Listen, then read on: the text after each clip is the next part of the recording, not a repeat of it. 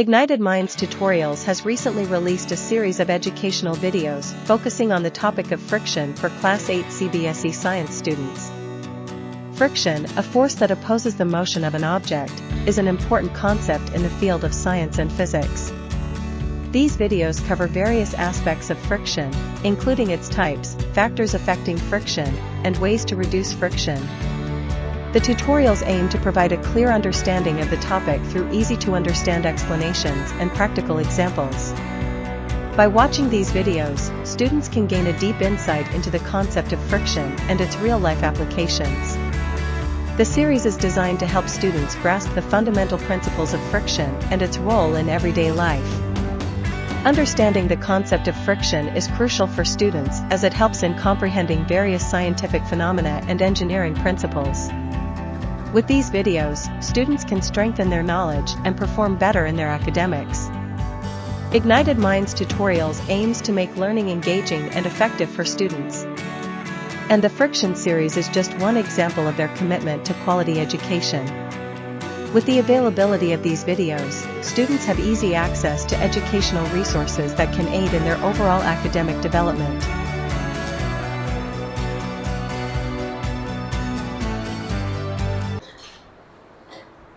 Okay इधर ध्यान दीजिए भाई साहब, फ्रिक्शन बेसिकली होता क्या है? व्हाट इज फ्रिक्शन बच्चा बड़ी? What is friction? हाँ नहीं, पुश और pull are forces. What is friction? नहीं, energy required to move an object. No friction तुमने सुना नहीं है कभी बोलते हुए तुम्हारे मेरे बीच में फ्रिक्शन है, ऐसा सुना नहीं है. इसका मतलब क्या है? Friction, Friction is what, people? Friction is basically anything which opposes motion between two bodies. ठीक है? Friction is a force.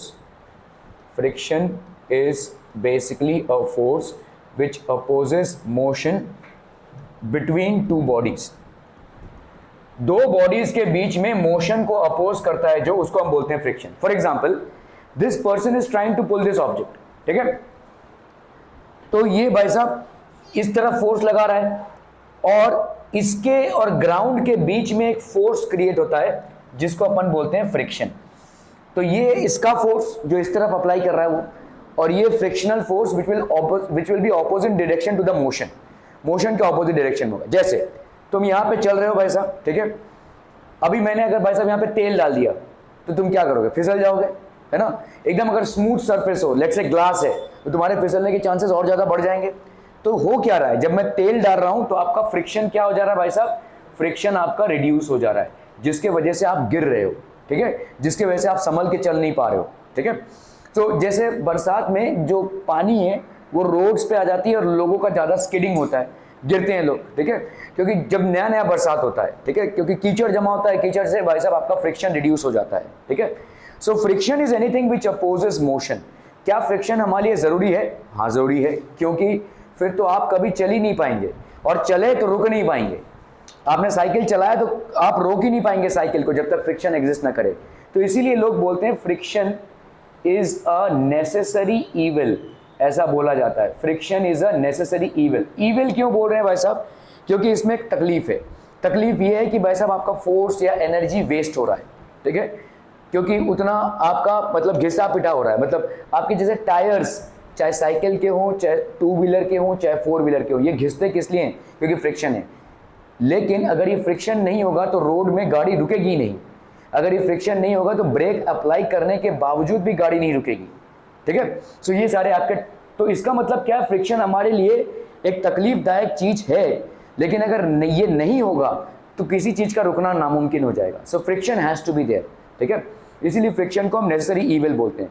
So when you are basically trying to pull an object, you will always experience a force in opposite to the direction of motion of the body, and this force is known as friction. ठीक है, clear है? Okay, तो जैसे आप cycle चला रहे हैं भाई साहब, there will be a constant force which will be acting between the tires and the road. क्योंकि टायर भाई साहब रोड के ऐसे जा रहा है, इसलिए there will be a constant friction that is experienced. ठीक है, so when we stop pedaling a bicycle, it gradually slows down and finally comes to a stop. अगर भाई साहब आप एक बाईसाइकिल को पेडल कर रहे हैं और अचानक से आपने पेडलिंग रोक दी है तो अल्टीमेटली आप देखेंगे बाईसाइकिल रुक जाएगा। कौन रोक रहा है इसको? ठीक है, रोक रहा है इसको फ्रिक्शन, क्योंकि फ्रिक्शन हमेशा कॉन्स्टेंटली अपोज करेगा इसको। ठीक है, इसके मोशन को अपोज करेगा। ठीक है, ओके। जैसे आपने कोई फुटबॉल को किक मारा, आप देखेंगे थोड़ी देर आगे जाकर ये रुक जाएगा। Why? Who's stopping it? Again friction. Because there is a constant force which is acting against the motion of the body. There is a constant force which is acting against the motion of the body. Are we clear to this one, people? ठीक है, ये हो गया आपका friction. No force appears to be acting on the ball, yet the speed gradually decreases. आप अगर देखोगे speed धीरे धीरे धीरे धीरे क्या हो जाएगा? कम हो जाएगा। The speed will gradually decreases until it finally stops after some time, until it comes to rest after some time. The force responsible for changing the state of motion of the ball is called the force of friction. तो जो इसका change of motion को change करता है, ठीक है, stop करता है, that is called force of friction. It will always be acting in opposite direction to the motion of the body or velocity of the body. ठीक है, तो ये हो गया आपका कॉन्टैक्ट फोर्स। तो फ्रिक्शन है क्या है भाई साहब? कॉन्टैक्ट फोर्स है। Friction is a kind of contact force. Are we clear on this one, people? Friction is a kind of contact force. Friction will always be applicable to bodies and this is a kind of contact force. Okay. चलिए, whenever an object moves or tends to move over the surface of another object, there is a force acting between the two surfaces in contact. जब भी कोई object move कर रहा है या मतलब move करने की कोशिश कर रहा है, there is always a force that is acting on the body and that is basically the between the two surfaces in contact. ठीक है, whenever an object moves or tends to move, movement करने की कोशिश कर रहा है। जैसे देखो, मैं इसको खींच रहा हूँ, हल्के फुट से खींच रहा हूँ, ये नहीं जा रहा है, लेकिन क्या फोर्स लग रहा है इस पे? उतना फोर्स मैं नहीं लगा रहा हूँ कि इसको खींच पाऊँ, लेकिन क्या मैं फोर्स लगा रहा हूँ? ये मूव नहीं कर रहा। अभी मैंने फोर्स को बढ़ाया तो ये मूव किया। इसका मतलब अभी तक क्या हो रहा था? जो मैं फोर्स अप्लाई कर रहा था वो कहाँ जा रहा था? क्योंकि जब भी किसी बॉडी में तुम फोर्स अप्लाई करोगे उसका मूव होना बनता है, तो अभी तक क्यों नहीं मूव कर रहा था? ओके, समझ लो, ये स्टूल जो है इस पे मैंने 2 न्यूटन का फोर्स लगाया तो ये मूव नहीं किया। इस पे मैंने 5 न्यूटन का फोर्स लगाया तो ये मूव करने लगा। तो भाई साहब, जब मैं 2 न्यूटन का फोर्स लगा रहा था या जब तक मैं 4 न्यूटन का फोर्स लगा रहा था, वो फोर्स कहाँ जा रहा था? वो क्या लुप्त हो गया? वो क्या भाई साहब आसमान में चला गया? ये एयर में चला, कहाँ गया वो? Who is killing this force? Friction is killing this force. ठीक है, क्योंकि जैसे जैसे आपका भाई साहब फोर्स आप बढ़ाते जाते हैं किसी बॉडी पे, फ्रिक्शन भी बढ़ता जाता है, लेकिन फ्रिक्शन का एक लिमिट होता है। ठीक है, उसको अपन बोलते हैं लिमिटिंग फ्रिक्शन। लिमिटिंग फ्रिक्शन मतलब इस फ्रिक्शनल फोर्स को अगर आप क्रॉस कर जाएंगे तो बॉडी मूव करने लगेगी। मतलब ये जो 5 न्यूटन का फोर्स जैसे ही मैंने लगाया, पहले मैंने 1 न्यूटन का फोर्स लगाया, नहीं हिला, 2 न्यूटन का नहीं हिला, 3 न्यूटन का नहीं हिला, 4 का नहीं हिला, 4.5 का, 4.25 का नहीं हिला भाई साहब। जैसे ही 5 का लगाया तब ये हिला। इसका मतलब 0 से लेकर 5 न्यूटन तक का जो फोर्स मैंने लगाया है उसको किसने खत्म कर दिया? फ्रिक्शन ने खत्म कर दिया। Friction has basically eliminated that force. Are we clear on this one, people? ठीक है, तो फ्रिक्शन, तो इसके बाद फ्रिक्शन मतलब अपने आप को नहीं रख पाएगा, इसके बाद फोर्स को जाने देगा वो। ठीक है, तो इसीलिए हम इसको बोलते हैं लिमिटिंग फ्रिक्शन। ठीक है, व्हेनेवर एन ऑब्जेक्ट मूव्स और tends to move over the surface of another object, there is a force acting between the two surfaces in contact and this force बच्चा body is known as frictional force. ठीक है, so force of friction, आपने भाई साहब किसी object को धक्का दिया, ठीक है, so ये हो गया इसका डिस्प्लेसमेंट। ठीक है, भाई साहब किसी ऑब्जेक्ट को धक्का दिया और इधर इसका भाई साहब फ्रिक्शनल फोर्स लग रहा है। The force of friction always acts on all the moving objects and its direction is always opposite to the direction of motion. हमेशा ऑपोजिट डायरेक्शन में। अगर डिस्प्लेसमेंट इस डायरेक्शन में, डिस्प्लेसमेंट मतलब ऑब्जेक्ट का मूव होना, तो force of friction will always be acting in an opposite direction to the motion. ठीक है, always remember this, when an object is moving in a particular direction, the force of friction has to be in the opposite direction. The force of friction has to be in the opposite direction. Cause of friction क्या क्या होता है भाई साहब? देखो, जैसे incline plane है, ये गाड़ी मूव कर रही है, ठीक है, ये गाड़ी मूव कर रही है भाई साहब, due to force of friction of the wooden surface the car comes to rest. तो वुडन सरफेस पे एक फोर्स ऑफ फ्रिक्शन है, because of which the car is coming to rest. ठीक है, ओके, ये टेबल क्लॉथ है, आपने table cloth डाल दिया, क्या ये कार जल्दी रुकेगा? अभी देखो, यहां पे आपने गाड़ी को जाने दिया, ठीक है, ये गाड़ी जा रही है इंक्लाइन प्लेन से, टॉय उतरी, टॉय ट्रेन है भाई, टॉय कार है कोई, ठीक है, सो ये गाड़ी उतरी भाई साहब और यहां पे जाकर रुक गई, समझ लो यहां पे जाकर रुक गई। ठीक है, अभी आपने इस जगह पे वुड ना रख के अपने वुड के ऊपर एक क्लॉथ रख दिया, क्या गाड़ी जल्दी रुकेगी? क्या यहां तक पहुंचेगी? उसके पहले दम तोड़ देगी? उसके पहले ही। क्यों? हाँ, फ्रिक्शन क्रिएट होता है, इसके पहले नहीं हो रहा था। वुड का और क्लॉथ का नहीं, सिर्फ क्लॉथ का ही, ठीक है। क्लॉथ का फ्रिक्शन ज्यादा है, ठीक है, क्लॉथ का फ्रिक्शन ज्यादा है, इसलिए अभी ये पहले रुक जाएगा। कॉटन का फ्रिक्शन ज्यादा है, इसलिए पहले रुक जाएगा। जितना रफ सरफेस होगा उतना ज्यादा फ्रिक्शन होगा, जितना पॉलिश सरफेस होगा उतना कम फ्रिक्शन होगा। द मोर द, तो ऑब्वियसली भाई साहब आपका जो क्लॉथ है वो एक रफ सरफेस है, इसीलिए भाई साहब फ्रिक्शन ज्यादा होगा। स्लोप पे फ्रिक्शन, यहां पे भी फ्रिक्शन रहेगा, यहां पे भी फ्रिक्शन रहेगा, लेकिन इस गाड़ी का वेट इतना ज्यादा है कि इस पे फोर्स ज्यादा लग रहा है, इसलिए ये उस फ्रिक्शन को ओवरकम कर रहा है। जैसे मैंने आपको अभी एग्जांपल दिया, 2 न्यूटन का फोर्स नहीं मूव हुआ, 3 न्यूटन का फोर्स नहीं हुआ, 5 न्यूटन में मूव हुआ। तो यहाँ पे जैसे आप स्लोप क्रिएट कर देते हैं, यहाँ पे भी फ्रिक्शन लगेगा, ठीक है, यहाँ पे भी फ्रिक्शन लगेगा, लेकिन उस फ्रिक्शन पे देखो, जैसे मैं आपको बोलूं, जब मैं बताता हूँ कैसे स्लोप पे लगता है फ्रिक्शन, ठीक है। तो लेट्स से ये है आपका, देखो एक ऑब्जेक्ट है, मैंने इसको इसे रखा है, अभी मैं इसको स्लोप दे रहा हूँ, देखो स्लोप दे रहा हूँ, जा रहा है ये? नहीं जा रहा है, जाना चाहिए, अभी देखो गया, ठीक है। तो इसका मतलब क्या हुआ, जब स्लोप का एंगल आप बढ़ाते रहते हैं तो ये फोर्स भी बढ़ता रहता है, ये फोर्स भी बढ़ता रहता है। यहाँ पे तो फट सा नीचे चला जाएगा, है ना। तो देखिए जैसे जैसे आप स्लोप का एंगल बढ़ाते रहेंगे ये फोर्स बढ़ता रहेगा, और फाइनली एक पॉइंट ऐसा आ जाएगा जब फोर्स फ्रिक्शन को ओवरकम जाएगा। देखो अब तक क्यों रुका हुआ है, अब देखिए धीरे धीरे मैं कर रहा हूँ इसको, अब तक क्यों रुका हुआ है, जाना चाहिए इसको नीचे, लेकिन फ्रिक्शन का फोर्स लग रहा है। जैसे मैंने आपको बोला लिमिटिंग वैल्यू को क्रॉस करेगा फोर्स, तो फोर्स जैसे लिमिटिंग वैल्यू को क्रॉस करता है ये स्लाइड कर जाएगा, ठीक है। मतलब अभी तक फ्रिक्शन ने इसको रोक रखा था, लेकिन फ्रिक्शन की भी एक कैपेसिटी होती है, ठीक है, दो सरफेसेस के बीच में। आपका अगर फोर्स फ्रिक्शनल फोर्स से बढ़ जाता है तो ये स्लाइड करेगा, यही यहाँ पे हो रहा है। For this car to slide it has actually, ये जो एंगल है, जितना आप एंगल को बढ़ाते जाएंगे उतना फोर्स बढ़ता जाएगा, जितना आप एंगल को बढ़ाते जाएंगे उतना फोर्स बढ़ता जाएगा, ठीक है। तो फाइनली ये मूव कर जाएगा, ठीक है। It will overcome the force of friction that was resisting और अपोजिंग इस motion, and finally it will make a move. However when it comes to the cloth surface the force of friction is high, because of which it stops, ठीक है, ये stop हो जाएगा। Clear है भाई साहब? ओके, सो अगर आपने टेबल क्लॉथ डाल दिया तो अभी क्या होगा भाई साहब, ये पहले ही रुक जाएगा, ठीक है। It will stop a little due to force of friction on the table cloth, the car comes to rest. It will stop at an earlier place, it will not go to that place, वहां तक वो पहुंच ही नहीं पाएगा भाई साहब, ठीक है।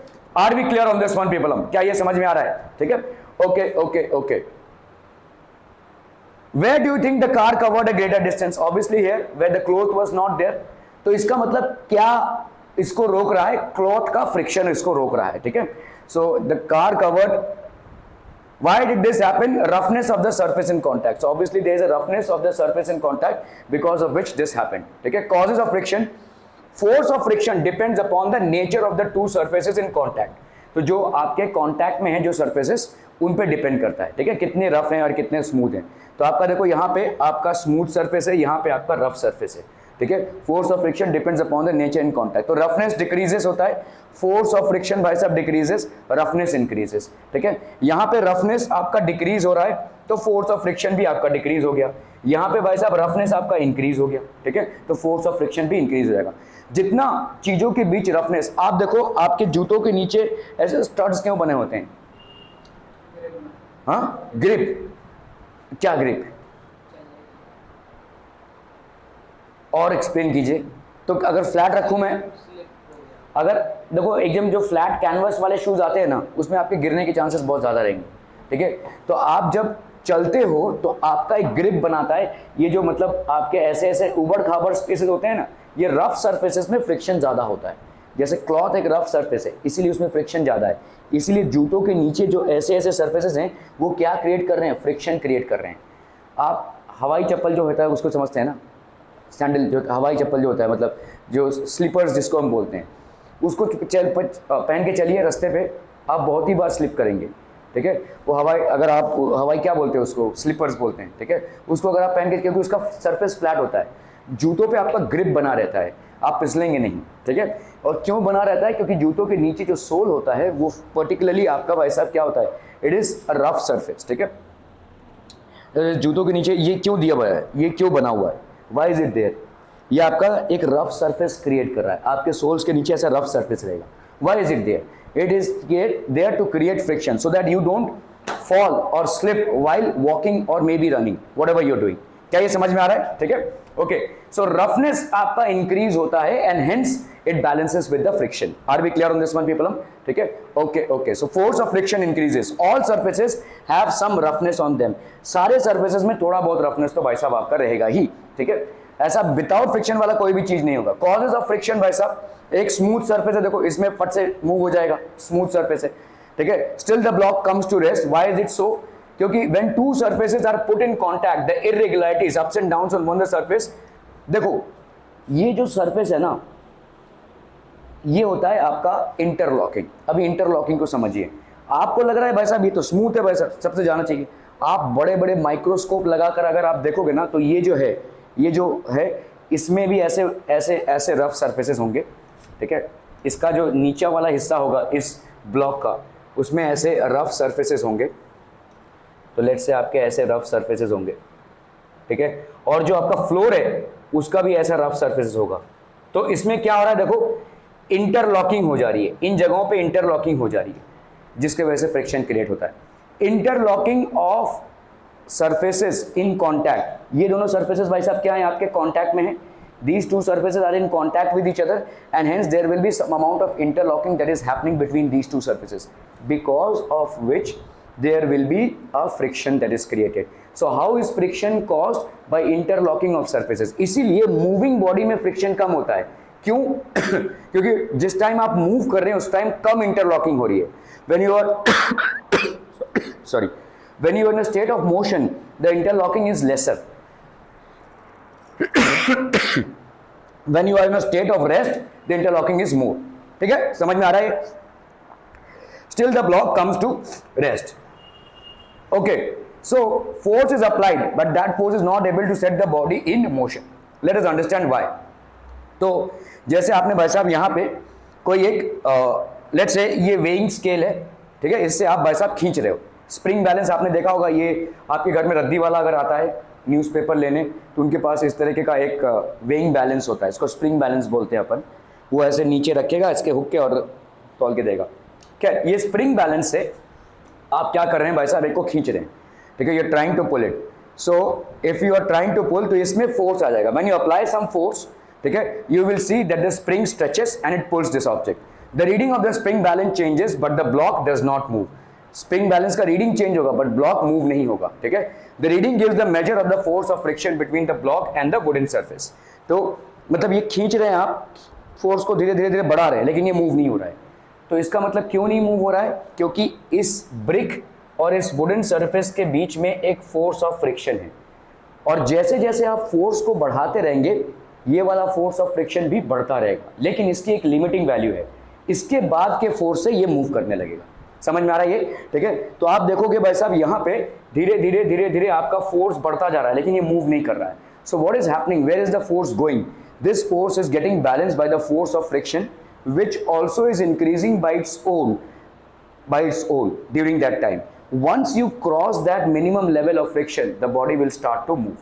तो वो आपका body start कर देगा move करना. ठीक है, this is how it starts to move. ठीक है, now the force that you have applied is actually overcoming the force of friction that exists between the brick and the wooden table, and the body will start to move. Are we clear to this one? ठीक है, okay. So यहाँ पे blocks है. ठीक है, so if you, what do you observe when you apply some force? When you apply some force, the reading on the spring balance changes, but the block does not move. Reading आपका change हो रहा है spring balance में, but the block is not moving. ठीक है, the reading gives the measure of the force of friction between the blocks and the wooden surface. तो ये measure दे रहा है between the blocks and the wooden surface. तो ये आपका spring balance है basically. Spring balance क्या होता है? एक simple सा device होता है that can be used for measuring the force act on an object. तो यहाँ पे आप force को measure कर सकते हैं. यहाँ पे आपका display आ जाएगा. It consists of a coiled spring which gets stretched when the force is applied to it. तो ये आपका रिंग है. Stretching of the spring is measured by a pointer moving on a, तो यहाँ आपका एक पॉइंटर रहता है. तो जैसे ये स्ट्रेच होता है स्प्रिंग, तो ये पॉइंटर में मूव करता है और आपको उसका फोर्स या वेट देखने को मिल जाता है. ठीक है, okay. The SI unit of force is 1 Newton. SI unit मतलब क्या होता है बच्चा party? SI unit means standard international. This means standard international. और भाई साहब 1 न्यूटन। 1 न्यूटन मतलब क्या होता है, 1 kg इंटू 1 मीटर पर सेकेंड स्क्वायर। ठीक है, एक्चुअली फोर्स होता है आपका मास इंटू एक्सेलरेशन। मास को अपन मेजर करते हैं केजी में, एक्सेलरेशन को अपन मेजर करते हैं मीटर पर सेकेंड स्क्वायर में। सो केजी पर मीटर सेकेंड स्क्वायर, ये हो गया आप केजी मीटर पर सेकेंड स्क्वायर हो गया आपका 1 Newton. This is how force is measured. ठीक है, the force is said to be 1 newton if it produces an acceleration of 1 meter per second square in a body of mass 1 kg। हम बोलेंगे कि force 1 Newton का act कर रहा है किसी बॉडी पे if the force acting on a body of mass 1 kg is producing an acceleration of 1 meter per second square, then the force acting on the body is 1 newton। ठीक है, okay तो ये तो भाई साहब आपका हुक हो गया। ठीक है, factors affecting friction, nature of the two surfaces in contact, force pressing the two surfaces. तो क्या क्या चीजों पे इम्पैक्ट आता है, देखो nature of the two surfaces in contact. अभी नेचर मतलब क्या है, सर्फेसेस जितने उबड़ खाबड़ होंगे उतना ज्यादा आपका फ्रिक्शन होगा। ठीक है, force pressing the two surfaces, कितने फोर्स से ये प्रेस, देखो जितना ज्यादा वेट होगा बॉडी का उतना ज्यादा फोर्स होगा और उतना ज्यादा ही फ्रिक्शन होगा। ठीक है, the more is the weight of the body the more will be the force of friction. तो दोनों चीजों पे डिपेंड करेगा force of friction. Nature of the two surfaces in contact, what is the nature of the two surfaces in contact and what is the force which is pressing the two surfaces. तो force जो press कर रहा है वो क्या है, weight of the body है, और क्या है, ठीक है, वेट ऑफ द बॉडी है। ठीक है, okay so types of friction, एक होता है आपका स्टैटिक फ्रिक्शन, जब बॉडी भाई साहब रेस्ट पे है, मूव नहीं कर रही है, तो जो फ्रिक्शन अप्लाई होता है उसको हम बोलते हैं स्टैटिक फ्रिक्शन। ठीक है, तो आप किसी बॉडी को फोर्स दे रहे हैं लेकिन वो मूव नहीं हो रहा है, तो मतलब तब तक क्या लग रहा है, यहाँ पे एक फोर्स ऑफ फ्रिक्शन हो रहा है जो उसको मूव नहीं करने दे रहा है। Until and unless you are crossing a certain minimum amount of force, this body is not going to move. ठीक है, and this minimum amount of force is known as static friction. ठीक है, तो व्हाट इज स्टैटिक फ्रिक्शन बच्चा party, आपने direction of force इस तरफ लगाया, फोर्स ऑफ फ्रिक्शन इस तरफ लगेगा हमेशा ऑपोजिट एंड में। ठीक है, so what do we find, ठीक है, we find that the force is not sufficient to overcome the friction. ठीक है, ये फोर्स आपका sufficient, why does this happen, ये होता क्यों है, the box remains at rest. तो आपका भाई साहब ये जो बॉक्स है ये आपका रेस्ट पे ही रहेगा। ठीक है, so when an external force acts on the box, the force of friction acting on it is known as static friction। जब बाहर से कोई फोर्स उस पे एक्ट कर रहा है, ठीक है, तो अभी जो मतलब जब बॉडी स्टैटिक मतलब समझते हैं, स्टैटिक मतलब एट रेस्ट, डायनेमिक मतलब एट मोशन। तो आपका जब बॉडी रेस्ट पे है तो जो फ्रिक्शन उस पे एक्ट हो रहा है उसको अपन बोलेंगे स्टैटिक फ्रिक्शन। ठीक है, well this static friction balances the force which we exert on the box and the box remains at rest। तो ये भाई साहब बॉक्स क्या है, रेस्ट पे है। ठीक है, डायरेक्शन ऑफ फोर्स हो गया and this is force of friction. So this what do we find, this force is also not sufficient to overcome the friction। why does this happen, ठीक है, the box still remains at rest, the static friction balances the force which we exert on the box and the box remains at rest। when the applied force is increased to 2F, static friction also increases to 2F। तो static friction भी बढ़ता रहेगा जैसे जैसे आप force को बढ़ाते रहेंगे। जैसे मैंने आपको बोला कि मैं यहाँ पे 2 न्यूटन का फोर्स लगा रहा था, तो तभी मेरे को स्टैटिक फ्रिक्शन भी 2 न्यूटन का मिलेगा। मैंने 3 न्यूटन किया, स्टैटिक फ्रिक्शन भी 3 न्यूटन का, 4 न्यूटन किया, स्टैटिक फ्रिक्शन भी 4 न्यूटन का, 5 न्यूटन तक पहुंचा तो स्टैटिक फ्रिक्शन भी 5 न्यूटन। इसके बाद स्टैटिक फ्रिक्शन नहीं बढ़ने वाला। So there is a limiting amount, एक लिमिटिंग वैल्यू होती है स्टैटिक फ्रिक्शन के बाद, जिसके बाद वो काम नहीं करता है। ठीक है, after that it doesn't work any more. तो एक लिमिटिंग अमाउंट होती है स्टैटिक फ्रिक्शन की। जस्ट 1 मोमेंट पीपल,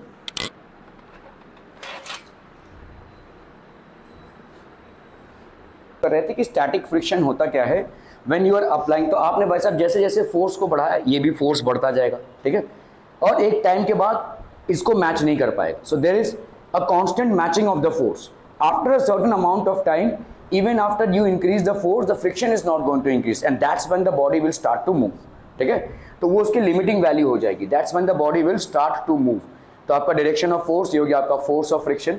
ठीक है, so why does this happen, the box still remains at rest, the static friction balances the force which we exert on the box and the box remains at rest। when the applied force is increased to 2F, static friction also increases to 2F। ठीक है, ठीक है, ऐसा बढ़ता ही रहेगा, बढ़ता ही रहेगा, बढ़ता ही रहेगा। ठीक है, force of static friction increases on the applied force। static friction is a self adjusting force। तो what do we mean by self adjusting force भाई साहब, जैसे जैसे आपका फोर्स बढ़ता रहेगा वैसे वैसे आपका फोर्स ऑफ फ्रिक्शन भी बढ़ता रहेगा। It's a self-adjusting force. When you are applying force on a body at rest, it will not move instantly until unless you apply a certain amount of minimum force. Okay? So that certain amount of minimum force is actually a measurement of how much is the static friction in the body. ठीक है? तो static friction की भी एक limiting value होती है. When you cross that limiting amount of applied force, the body will start to move. उस time पे वो बॉडी मूव करने लगेगा. ठीक है? नींद आ रही है बहुत जोर से. Static friction, the force required to overcome friction at the instant an object starts moving from rest is a measure of static friction. तो एक्चुअली में कितना फोर्स आप अप्लाई कर रहे हैं ताकि बॉडी वैसा मूव करने लगे. Once the body starts to move, क्या तब भी एक फ्रिक्शन अप्लाई होगा? होगा. और इसको अपन बोलेंगे स्लाइडिंग फ्रिक्शन. स्लाइडिंग फ्रिक्शन की वैल्यू स्टैटिक फ्रिक्शन से कम होती है. बता सकते हैं क्यों? क्यों कम हो जाता है? नहीं, क्यों कम हो जाएगा? स्लाइडिंग फ्रिक्शन जो है वो स्टैटिक फ्रिक्शन से कम है. क्यों? नहीं नहीं नहीं नहीं, स्मूथ सरफेसेस के बीच में इंटरलॉकिंग होती है. जैसे समझ लो ये ऐसे इंटरलॉकिंग हुई है, ये इंटरलॉकिंग को टाइम लगता है, लेकिन जब आप मूविंग स्टेटस में हो तो वो टाइम आप नहीं दे रहे हो. इंटरलॉकिंग के लिए रफ स्पेसेस के साथ और सरफेसेस के बीच में जो इंटरलॉकिंग के लिए टाइम लगता है वो टाइम आप नहीं दे रहे हो, बॉडी मोशन में है, तो तब भी एक फ्रिक्शन लगेगा. लेकिन स्लाइडिंग फ्रिक्शन की वैल्यू आपकी स्टैटिक फ्रिक्शन से लेस होगी. Why? Because now you are not allowing the time for the interlocking of spaces to happen. ठीक है? ओके, सो आपका भाई साहब ये स्लाइडिंग फ्रिक्शन हो गया. डायरेक्शन ऑफ फोर्स हो गया 3F. ठीक है? So what do we observe? This force is sufficient to overcome the friction. Now the body will start to move. ठीक है? But there is this force of friction is known as sliding friction, जिसको अपन kinetic friction भी बोलते हैं. Kinetic means moving. ठीक है? Any object which is moving हम बोलते हैं ना, उसको काइनेटिक एनर्जी है. तो मूविंग स्टेटस में जो होता है उसको अपन बोलते हैं kinetic friction. The friction which is applicable to a moving body is known as kinetic friction. The force required to overcome friction at the instant an object starts moving from rest is a measurement of static friction. तो ये आपका भाई साहब static friction हो जाएगा. The force required to keep the object moving with the same speed is a measurement of its sliding friction. ठीक है? तो जैसे समझो यहाँ पे हमने कोई अरेंजमेंट किया है static and sliding friction. आपने भाई साहब एक पेंसिल ले लिया है, इसको कैप कर दिया है, एक टेबल लिया हुआ है, इस पे आपने कोई वेट डाला हुआ है, एक रस्सी से ऐसे इसको बांध दिया है. अभी इस पैन में आप धीरे धीरे वेट डालते रहोगे. आप देखोगे पहले ये मूव नहीं कर रहा है. ये आपका एक ब्लॉक है. ठीक है?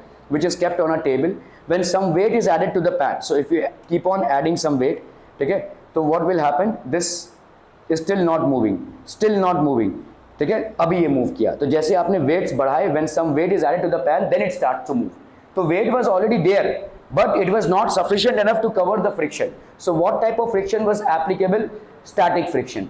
The moment you increase the weights, after a certain point of time the body starts moving, which means that the force that you are applying now is able to overcome the static friction. So when the body starts to move, what kind of friction is applicable?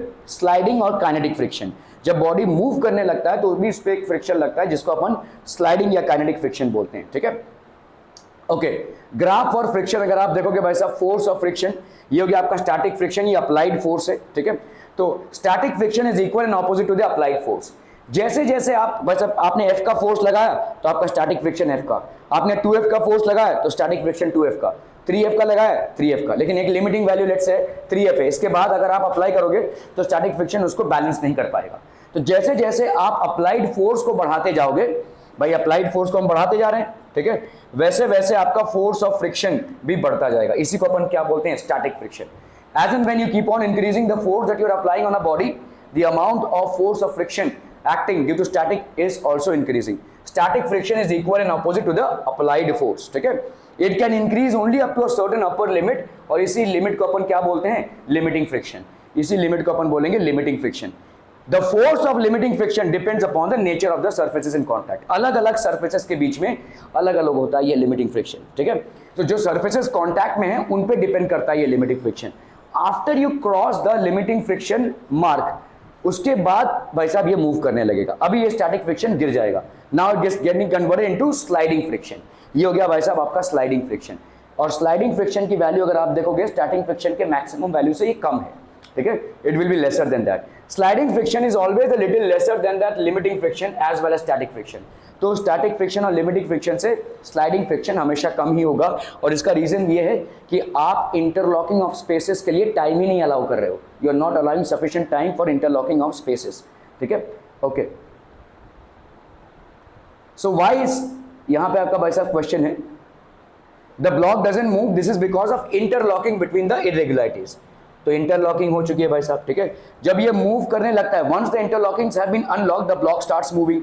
Once the motion starts, the contact points on the one surface do not get enough time to lock into the contact points on the other surface. तो आप अभी interlocking के लिए time ही नहीं allow कर रहे हो, क्योंकि मोशन में आ गया body. During its motion you are not allowing enough interlocking of spaces, ठीक है, because of which the friction reduces, ठीक है। ओके, रोलिंग फ्रिक्शन क्या होता है भाई साहब? अगर कोई बॉडी रोलिंग मोड में होती है, ठीक है, जैसे आपने देखो, अगर इसी सूटकेस को आपको घसीट के ले जाना होता, चक्का नहीं होता तो आप भारी पड़ता था, है ना, लेकिन जैसे आपने चक्के लगा दिए तो ये हल्का हो गया, ठीक है। अभी भी फ्रिक्शन लग रहा है, लेकिन रोलिंग फ्रिक्शन आपका इन दोनों से लेस होगा, स्टैटिक से भी और काइनेटिक से भी, ठीक है, it will be lesser. Why do we have wheels? It makes it easy for the person to pull the bag, thus reducing friction. ये फ्रिक्शन को रिड्यूस करता है। Such a friction is called a rolling friction. इस type का friction को अपन बोलते हैं rolling friction. Activity to understand rolling friction. तो आपका भाई साहब, when some weight is added to the pan, आप भाई साहब जब ऐड करते हैं वेट को तो ये मूव करने लगता है। The force of friction that comes into play when body rolls over the other surface of another body. ठीक है, एक बॉडी जब दूसरे बॉडी पे रोल करता है तो जो फोर्स ऑफ फ्रिक्शन आता है, इसको अपन क्या बोलते हैं? Rolling friction. That is known as rolling friction. It exists between the two surfaces in contact between which there is no relative motion. ये हमेशा भाई साहब दो surfaces जो contact में हैं उनके बीच exist करेगा, ठीक है। It exists between two surfaces in contact between which there is no relative motion. It exists between, तो ये भाई साहब static friction किसके बीच में exist करता है? जिसमें भाई साहब बॉडी का कोई मूवमेंट नहीं हो रहा है। जैसे ही बॉडी का मूवमेंट होना चालू हो गया तो कौन सा फ्रिक्शन एप्लीकेबल होगा? स्लाइडिंग या काइनेटिक फ्रिक्शन एप्लीकेबल हो जाएगा। इसका दूसरा नाम है भाई साहब काइनेटिक फ्रिक्शन। और rolling friction, it exist between two objects when one of them is rolling over the other, roll करता हुआ जा रहा है, ठीक है, it is rolling over the other. इसको static friction is highest. Static friction का जो मैग्नीट्यूड होगा या जो फोर्स लगेगा that will be highest. Static friction will always be higher than sliding friction and sliding friction will always be higher than rolling friction. Are we clear to this one people? हम समझ में आता है, बहुत बहुत बढ़िया। Revolutionary invention. The wheel has been considered as one of the greatest inventions of history of mankind. वैसा पहले के ज़माने में लोग इतने भारी भारी चीज़ों को खींचते हुए ले जाते थे, फिर उन्होंने देखा यार इतने भारी, अभी देखोगे आप बड़े बड़े मंदिर हैं बड़े बड़े पहाड़ों के ऊपर, आप सोचिए ये पत्थरों को कैसे ले जाया जाया होगा, ठीक है। उन पत्थरों को खींच खींच के ले जाना तो मतलब हालत ख़राब हो जाएगी। फिर लोगों ने देखा यार ये जो बड़ा पत्थर है इसके नीचे अगर हम ऐसे वुड के लॉग्स रख दें और इसको खींचे तो ये आराम से जा रहा है, ठीक है। यहाँ से निकला लॉग, एक आदमी जाकर फिर से उसको आगे, दो चार लोग मिलकर फिर से उसको आगे से डाल देंगे, तो ये तो आराम से जा रहा है, ठीक है। So wheel was one of the greatest inventions of mankind, ठीक है, one of the greatest inventions of mankind because rolling friction आपका सबसे ज़्यादा लेस है, ठीक है। So when do you think the force of friction to pull the bag will be less? When you have wheels placed here, ठीक है। ये wheels आपका रोलिंग फ्रिक्शन, क्योंकि स्लाइडिंग फ्रिक्शन से भी लेस है और स्टैटिक फ्रिक्शन से भी लेस है, इसलिए ये सबसे कम फ्रिक्शन एक्सपीरियंस करेगा। ऐसा नहीं कि एक्सपीरियंस नहीं करेगा, there will be some amount of friction, but rolling friction will always be lesser than sliding friction. अगर किसी बैग को आप ऐसे खींच रहे हैं बहुत भारी पड़ेगा, लेकिन अगर उसमें एक छोटा सा आपने व्हील लगा दिया उसको आप आराम से खींच सकते हैं, ठीक है। Okay, so obviously A will be at an advantage, A का एडवांटेज रहेगा। तो हमने फ्रिक्शन का आधा किया हुआ है, ठीक है। We will do